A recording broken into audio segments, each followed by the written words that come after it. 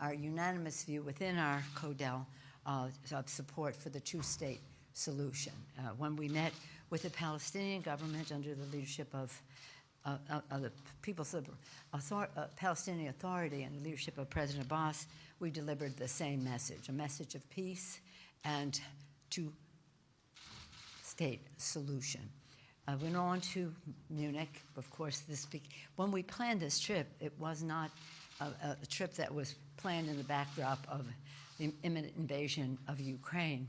That became obviously the centerpiece of the Munich Security Conference. Many of us have gone to that conference over the years to talk about security, economy, and how that relates to security, and governance, and how that relates to security. In fact, those three things, security, economy, and governance, are the purpose of any foreign travel of members of Congress. The Munich conference, it gives us a distilled way to see so many leaders from so many countries on those subjects. And at this time, of course, the focus was Ukraine. We had more than one delegation, but around 40 members of Congress, House and Senate, Democrats and Republicans, all united in our support for the transatlantic alliance, NATO, all of us united in being there to remove all doubt in Putin or anyone else's mind that we were acting as one. And of course, that would have been our message with or without Ukraine. Ukraine made it even more so, because now we're talking about sanctions and the rest. We are very proud of our vice president our president whose leadership has been outstanding, and the message was delivered to the conference by the vice president. It was well received, it was unifying, it was firm in terms of how we would work together for sanctions should there be an invasion of Ukraine. What I just want to say as a sideline to my colleagues is that I was so pleased with how many women who were there were leaders in national security. When you're at this, the dynamic is people come up to you. Well, you have all kinds of bilateral meetings planned. We met with the new chancellor of Germany. We met with the head of the EU, the head of the NATO, the mayor of Kyiv. We met with very high-level bilateral meetings. But as you're there, others approach. And for example, the president of Moldova is a woman, and she expressed concern to me that the Russian propaganda was having an impact there, where they were making a case that they had to go into Ukraine because Ukraine had done this, that, or the other thing. The president of Kosovo, a woman, told me that the Russians were successful in having some Serbians on the border put forth a Russian message. Both the foreign minister and the defense minister of Canada are women. We shared some thoughts about what's going on in Canada right now. The foreign minister of Germany is spectacular, a woman, and she was here recently, and so we renewed that friendship there, as well as meeting before we left with the foreign secretary of the UK. I'll just say that because there's a lot of informal contact that reinforces, first of all, the need. I think the one thing that we all agreed upon, the attack on the Ukraine by the Russians is an attack on democracy, an attack on democracy.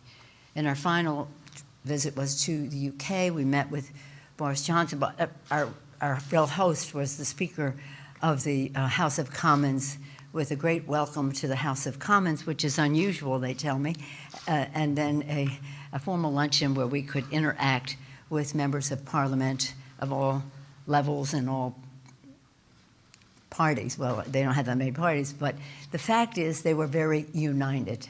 Every place we were, that people were united in opposition to what was happening, of course, in Ukraine, but more importantly, in what we needed to do about that. You know, we're traditionally about about the issues of security, economy, and governance. In recent years, of course, the climate issue is an issue in all of those categories, and so is COVID. So that were part of our conversation. We did meet with the head of the World Health Organization and got an up-to-date on how he saw things globally. And again, in every place we went, that COVID challenge was part of our discussion. So it was intensely busy, and we were magnificently served. You've seen the list of members. They are mostly from our security committees: Adam Schiff, Intelligence; Adam Smith, Armed Services; Ted Deutsch, Foreign Affairs; Barbara Lee, Appropriate. Well, let me come back to Barbara and Betty McCollum. Jim Himes, Intelligence; Bill Keating, Foreign Affairs and Armed Services; Sean Patrick Maloney, Intelligence; Eric Swalwell, Intelligence and Homeland Security; Ruben Gallego, Armed Services; Seth Moulton, Armed Services; Ro Khanna, Armed Services; Andy Kim, Armed Services and Foreign Policy. But when you're having these discussions, all roads lead to the Appropriations Committee. And Betty McCollum, the chair of the Defense Subcommittee, was really a very important participant in the conversations about our support for the defense of Ukraine. And Barbara Lee, in terms of her committee, the Foreign Ops, State Foreign Ops Committee, in terms of, well, she'll talk about it, but she was in great demand because whether it was about refugees or whether it was about humanitarian assistance or whether it was about the loan guarantees, and the list goes on. So again, we were well served by the leadership, knowledge, and commitment of our participants. And all of them were not in every country, but mostly they were. It's stunning to see, in this day and age, a tyrant roll into a country. This is the same tyrant who attacked our democracy in 2016. This is the same tyrant who is opposed to democracy and wants to trivialize it, to downgrade it in the eyes of the Russian people. One other person I met there who was so courageous was Svetlana. We just call her Svetlana. You know, she was the wife of a person who ran for president in Belarus. She has escaped. Her husband is imprisoned. But she had a movement in Belarus, largely women, but not just women. And the people turned out by the hundreds of thousands. And then the president of Belarus declared himself the winner of the election. But the desire for democracy is alive and well in the Ukraine. Many of us who have visited there can attest to that. So the people of Ukraine, although it's not a Article 5 country, we will not have boots on the ground, know that we are with them, not only in spirit, but materially in terms of meeting their needs and just heralding their message with gratitude for the defense that the people of Ukraine are making for democracy. As I mentioned, underlying all of this were our meetings with heads of station in all of the countries that we were in about the intelligence of what was going on, what they knew about a range of subjects that are central to our national security. We were very pleased to have on the trip the chairman of the Intelligence Committee, Adam Schiff. Adam, you want to share some of your views of what you saw there? Excuse me. And thank you for your leadership. Thank you, Madam Speaker. Today, Russia has again invaded Ukraine. As the Speaker said, it is a stunning fact that in this century we once again see a despotic regime trying to remake the map of Europe by dint of military force. Because of the courageous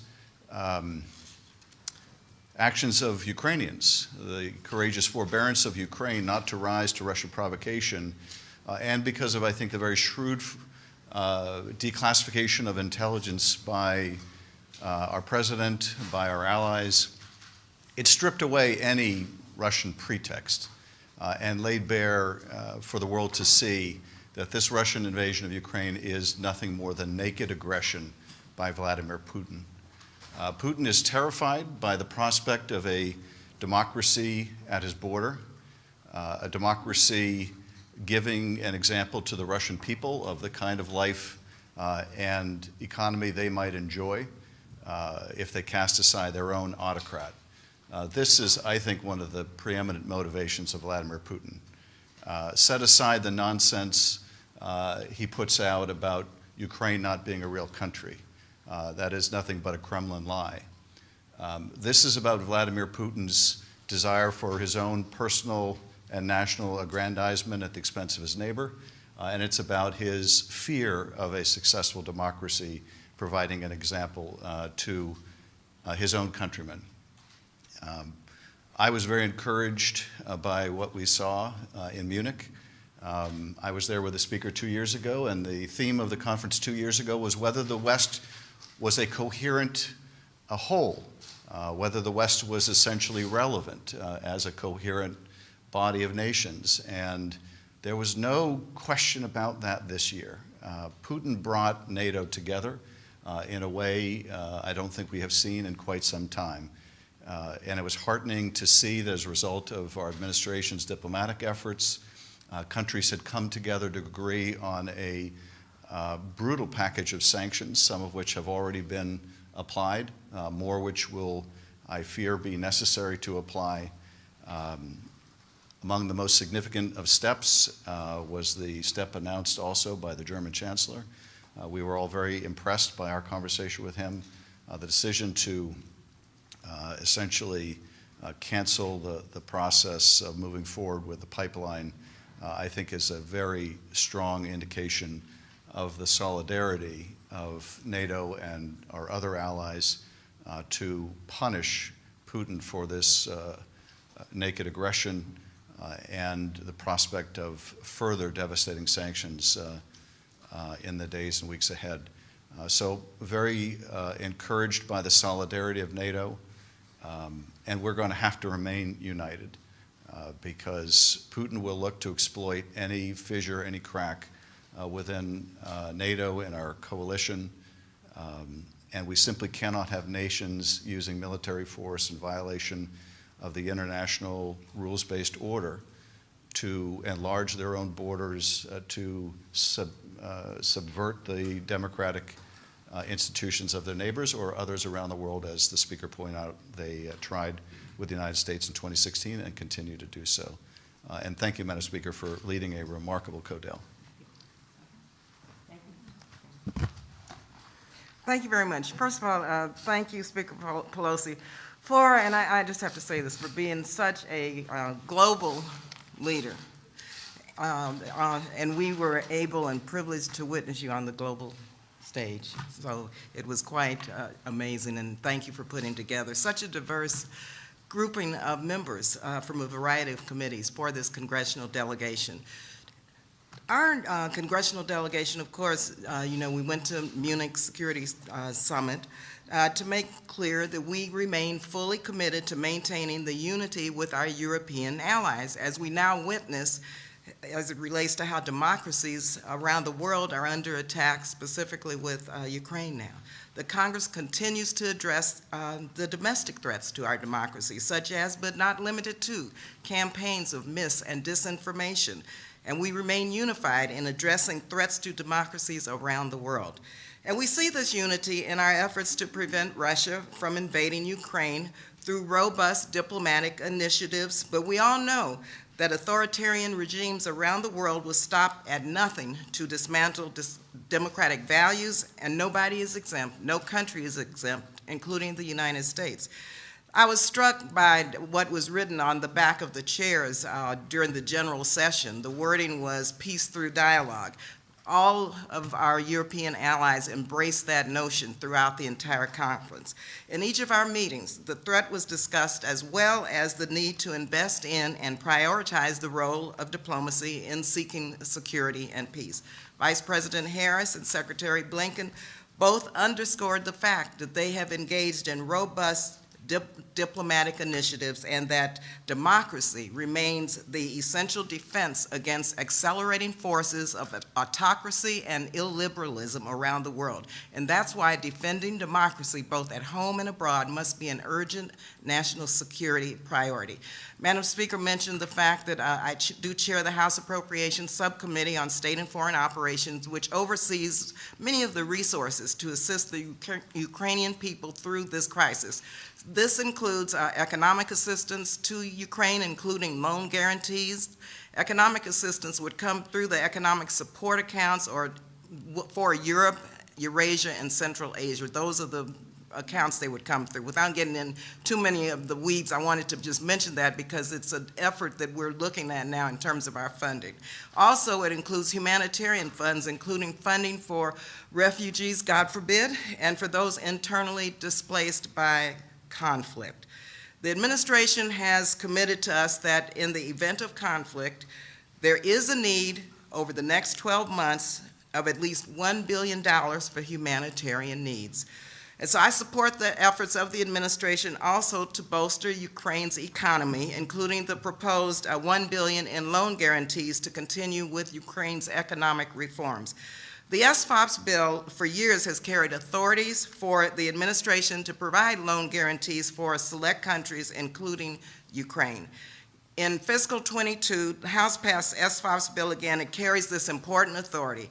Also, in terms of addition to our meetings on global security, Madam Speaker mentioned the meeting with the Secretary General of the World Health Organization to discuss our next steps in addressing the global crisis pandemic. And as we speak, we're attempting to negotiate now an increase in terms of our global investment to address the COVID crisis. Of course, our subcommittee oversees the COVID-19 response, and we all know that we're not safe at home until everyone is safe abroad. That's why we must invest in resources for low-income countries to distribute vaccines, access testing, care, and health infrastructure to keep people safe across the globe. And so yes, this was an incredible, productive delegation, and I want to thank Speaker Pelosi once again for organizing it in such an impressive manner with such an impressive group. Thank you again, Speaker Pelosi. Vladimir Putin has invaded Ukraine, and it is now upon all of us as global democracies to unite and make sure that he fails. Like a boa constructor, he has encircled the country, essentially, with troops on nearly all sides. But what we saw on this trip was that united through sanctions, travel restrictions, blocking a pipeline, that we can be a bigger boa constrictor that puts pressure on Putin and makes sure that he fails. We also saw on center stage that U.S. leadership in Europe with NATO is back. And it was truly a privilege to see the way that our speaker was received in Israel at the security conference where she spoke and was a panelist, and in the United Kingdom. Also, we saw Secretary Blinken and Vice President Harris address the security conference to show our resolve, our leadership on the world stage, to first seek diplomacy, and then once that has failed through Russia's actions, to unite the world, not just within Europe, but we're seeing alliances outside of Europe seek to make sure that Vladimir Putin fails. And we will continue to do that, and we must also here at home build a sentiment among the American people that they understand why it's so important that we hold Russia accountable. But I was also struck when we met with the labor leader in London and we met with the Prime Minister in London that they were absolutely aligned in making sure that Putin failed, despite all of their differences within the country. And there are a lot of differences there, just as there are differences here. In contrast to what we have seen here at home, the two parties there are aligned, and that must also be the case here in America. And finally, there are a lot of experiences I'll never forget on this trip, but one evening, Congressman Gallego and Moulton and I shared a meal with a young member of the Ukrainian Rada. She told us that at a young age, she ran for her parliament, believed in her country, joined President Zelensky's party, and wanted to make sure that what had happened in 2014 would not happen again.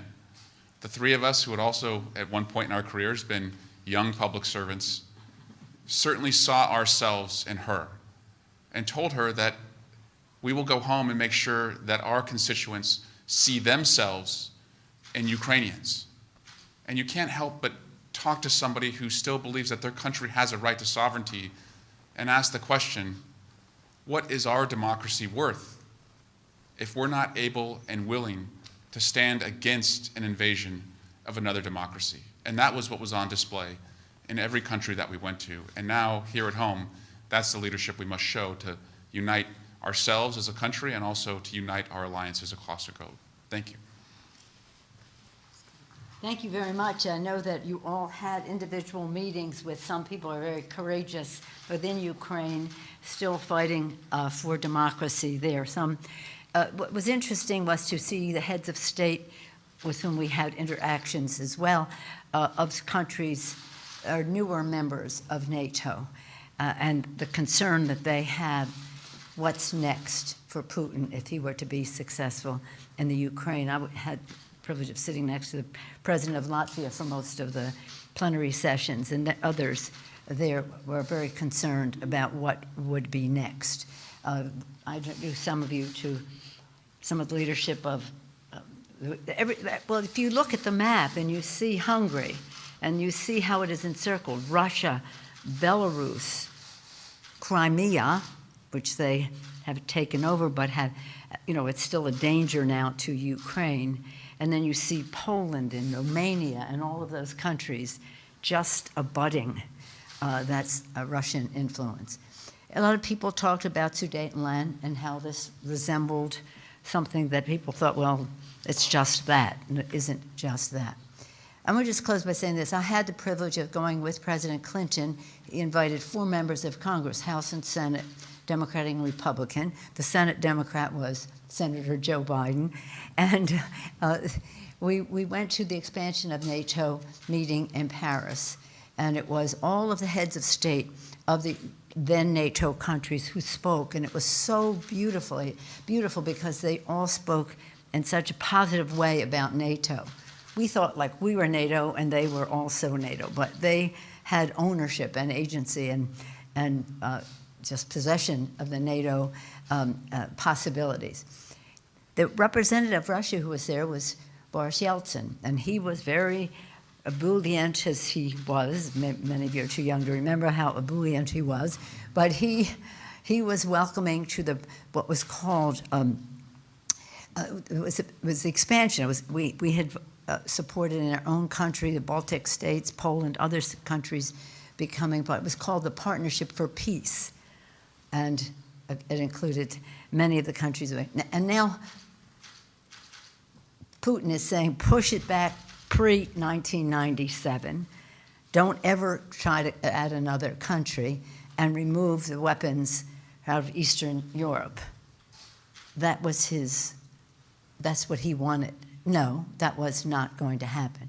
So as Barbara, as all of our colleagues have mentioned, diplomacy, diplomacy, diplomacy. Diplomacy deterrence, diplomacy to stop what is going on should he see the light at some point.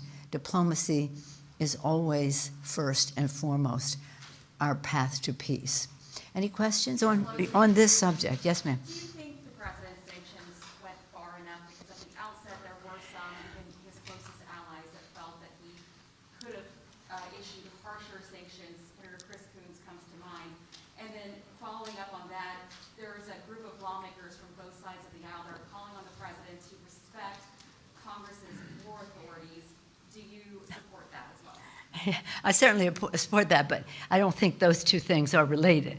The fact is the President of the United States, by executive order, has the power to exercise impose the sanctions.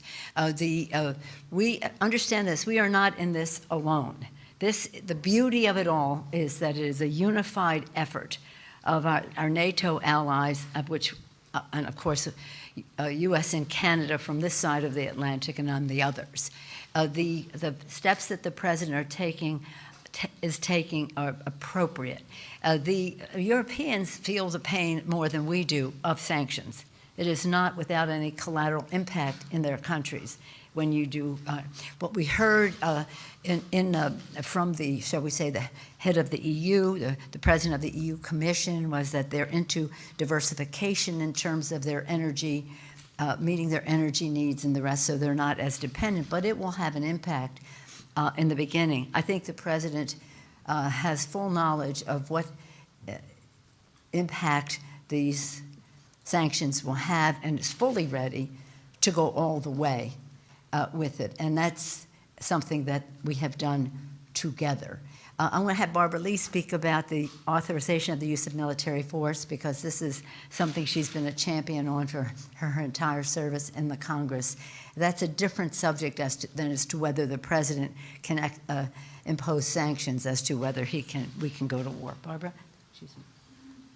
Thank you, Madam Speaker. Yes, I did sign the letter that Congressman Peter DeFazio was one of the leaders in that. And in fact, the President has indicated over and over and over again that in no way does he intend to allow or insert ground troops in this. With the increase in tensions, we signed the letter and wrote the letter because we want to make sure that the War Powers Act is complied with, and that the public understands that the president means what he says, because he's not going to insert ground troops into this possible incursion. Mr. Chairman, did you want to say something about that? No, that's okay. Let's just understand that we've been trying to do this for a while, and one of the challenges that we face is coming to agreement on what is the scope, what would the president be allowed to do, what is the scope, what is the geography, what is the timetable of it all, and frequently that has been, shall we say, controversial. Yes, yes, sir. No, we're staying on security. Yes, sir, security. Why was it a good idea for the Biden administration not to impose pre-invasion sanctions on Russia? And couldn't it have deterred Russia from taking this action? If I sound repetitive, it's because I am. This is a unified effort by our allies in the NATO alliance, and what was proposed was what was agreed to in terms of timing. There are, arguments about, you go in. Well, what's the leverage once they go in, about how you exercise that?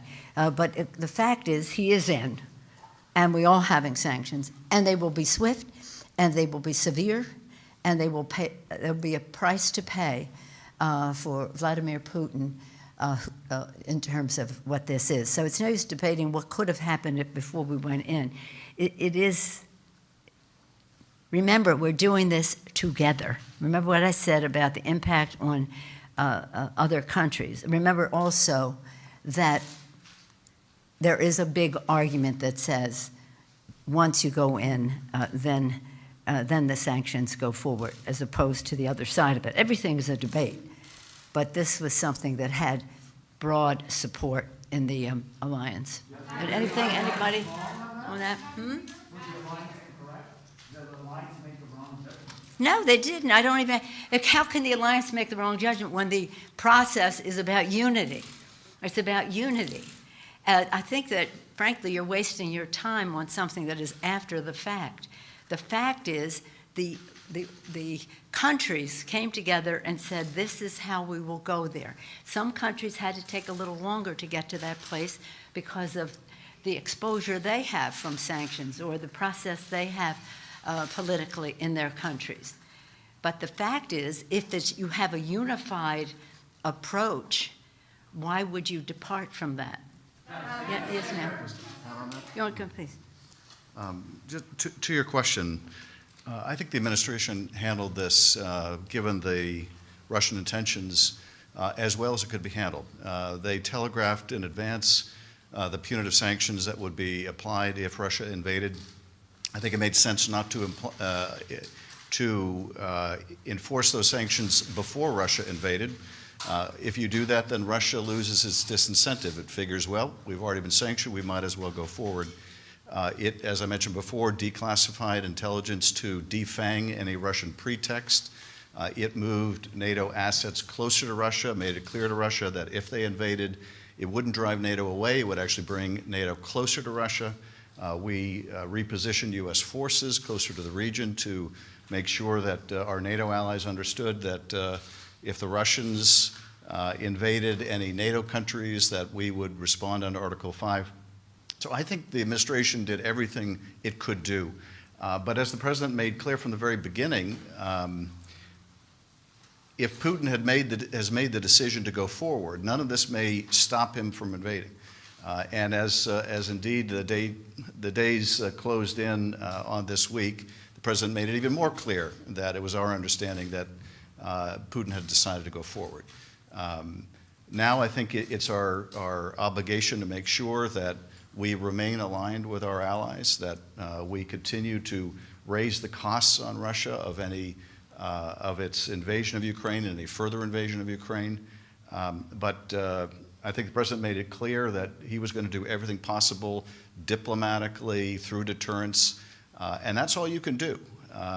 If you've got a dictator like Putin who amasses 100 to 200,000 troops on the border of a much smaller, much weaker country, and is determined to invade, then short of going to war with Russia, embarking on this brutal package of sanctions, I think is the most effective way to raise costs on Russia. And I think the costs on Russia and the Russian people are sadly going to go up and up and up the longer that Putin persists with this naked aggression. Can I follow up on that?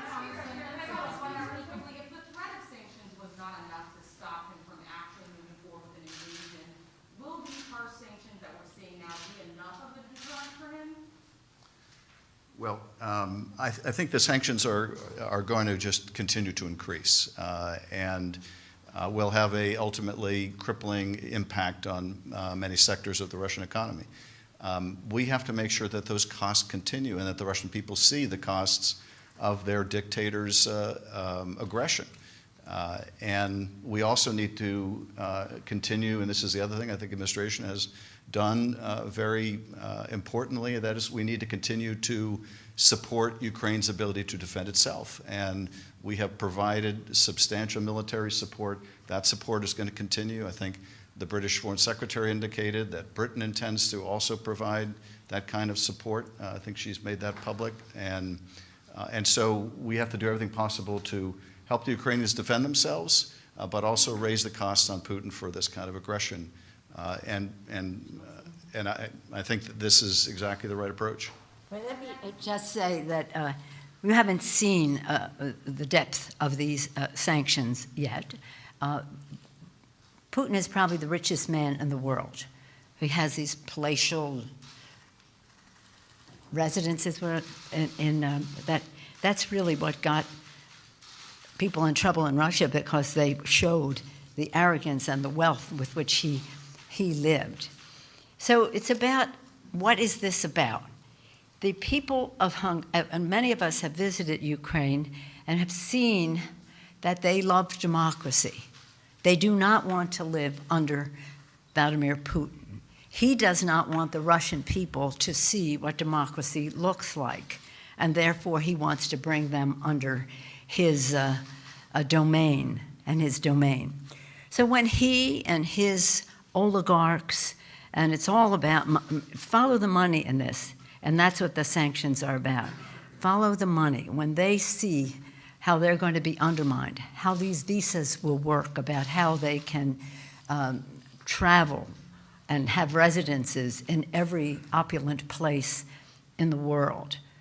The Russian people have to see how they have been exploited by their own government. When I was in the panel with the defense minister, another woman from Germany, she was talking about, in the context of what Barbara Lee talked about misinformation and the rest. People have to know the truth. They have to know the truth. And part of what Putin is the master of, KGB, KGB, KGB, KGB, for his life, his orientation, is misrepresentation. And he's effective at that unless we inoculate against it, unless we make the case against it so that the Russian people know the truth, that the surrounding areas know the truth. So it is, when we talk about the president, he's doing the sanctions. He has a full picture of all this. I said he was present there the day of the expansion of NATO. I saw the respect he commanded then, and that was 1997, by the heads of state of all of those countries. And of course, that has only grown over time by his leadership, but also the expansion of NATO. I think we're very well served. Respect his judgment. And again, it's not just about when you do the sanctions or how you support the people. It's about how the world views what Putin is doing. This is a very evil move on the part of Vladimir Putin. He's a KGB guy who happens to be probably the richest man in the world because of his exploitation of his own people that he doesn't want them to know about, and uses excuses like, it's changed. Every time you hear him say, well, they're part of us, that's who we are, they should be us. Now they're saying, well, we have to go in because they want to be part of NATO. This, my friends, is our moment. This is the Sudetenland. That's what people were saying there. You cannot ignore what Putin is doing. And nobody's, of course, ignoring it, but you cannot take it any lighter than what it is, a total assault on democracy. Thank you all very much. Thank you. On State of the Union, you had pretty unique security challenges through the last couple of State of the Unions. We did insurrection, COVID. This year there's talk of these trucker protests. Are you confident in the security of the Capitol ahead of the State of the Union this year? Well, again, this is in the realm of the police. Of my understanding, when we arrived here last night, that the chief of police had called for the National Guard to be present leading up to and around the time of the State of the Union, that they have a good handle on what the expectation is. Some of it won't even come until after the State of the Union, but no, I feel confident. Now, I don't have, people said, oh, don't let them put up a fence. That's not my call. That's a security call, and that's the call of the sergeants at arms and the chief of police. Thank you all very much. Thank you. Do you have any closing statements? No.